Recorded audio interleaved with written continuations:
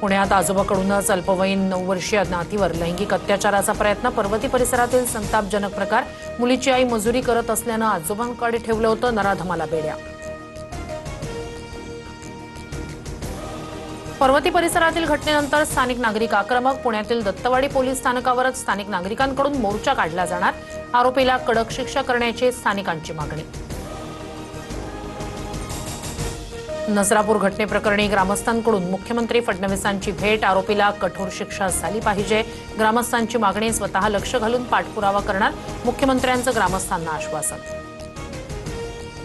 पुण्याच्या नसरापूर अत्याचार प्रकरणी नराधमाला फाशीची शिक्षा व्हावी यासाठी प्रयत्न सुरू.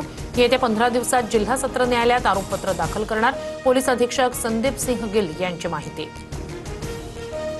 उपमुख्यमंत्री सुनेत्रा पवार दिल्ली दौऱ्यावर. बारामती विधानसभा पोटनिवडणुकीच्या विजयानंतर राज्यसभा सदस्यत्वाचा राजीनामा देणार.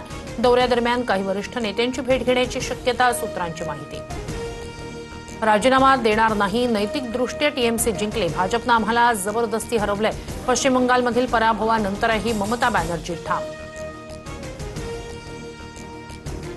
अभूतपूर्व विजयानंतर थलपती विजयचं काँग्रेसला साकडं. सत्ता स्थापनेच्या पाठिंब्यासाठी थेट राहुल गांधींना पत्र. तर निर्णयाबाबत अधिकारी राज्यातील नेत्यांना केसी वेणुगोपाल यांची माहिती.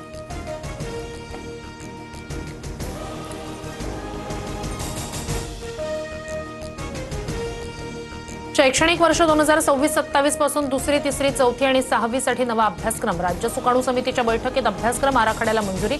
शालेय शिक्षण मंत्री दादा भुसे यांची माहिती. मुंबईसह ठाणे, रायगड, रत्नागिरी आणि सिंधुदुर्गमध्ये उष्णतेचा येलो अलर्ट. पुढील 4 दिवस कोकण किनारपट्टीवर उष्णतेची लाट येणार. तर विदर्भ, मराठवाड्यात विजांच्या कडकडाटासह पावसाची शक्यता.